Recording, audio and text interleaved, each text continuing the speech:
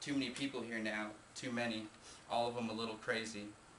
He pushed off from the table and left, leaving words unsaid to explain the rest.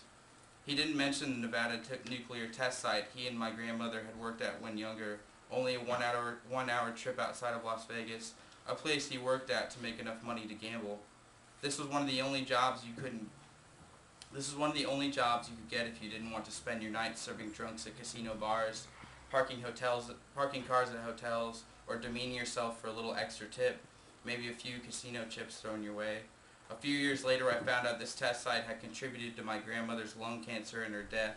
the result of underground, unventilated bunkers lined with asbestos and mold that floated freely within each toxic breath for years and years. And my grandfather didn't talk about his own silicosis either, or his asbestosis, the diseases he had gotten from working down in those bunkers, unwittingly inhaling crystalline silica and dust for the past 3 decades. Over the years, the incurable disease will slowly eat away at his lungs, scarring them piece by piece until he begins gasping, then wheezing, and eventually suffers his last moments in a muted, breathless struggle with his emaciated lungs. My grandfather failed to mention the 2 hours he had spent at the casino today, or yesterday, or the bottle of vodka half finished in the refrigerator, the same bottle he had bought only a day ago. He didn't mention any certain parts of Las Vegas, the parts we think of when we imagine it, the lights, the fountains, the roller coasters, the skyscrapers or imitations of such, the neon flashes, or thousands of people lining sidewalks and the inside of enormous casino floors, the adoration, the fortune, the joy. He only mentioned the addiction, the disease, and in a subtle way he explained to me the pain he and everyone else who lives there carries with them, tethering them to the city, weighing them down. People become trapped here like bugs on a vast, ornate flypaper,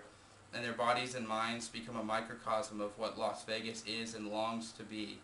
The lights behind their eyes fade and die a little each day like the halogen aurora of the city at sunrise, and they crave that constant excitement, the fantasy which Las Vegas promises to provide them.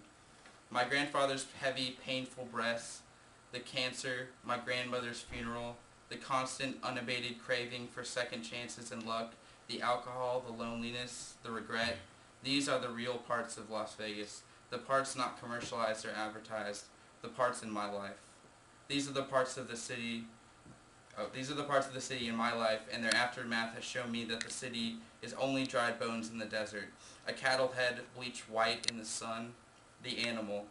The power that Las Vegas possesses is a reflection of its people, each trying desperately to project the hungry beast of Las Vegas onto its rigid, cold, and dead body, trying to find some meaning, some life where there is none. The face of Las Vegas has always been hollow, chipping away like a cardboard cutout, tiny particles blowing away with the sand, and where some consider it an oasis, others know it is only a prison.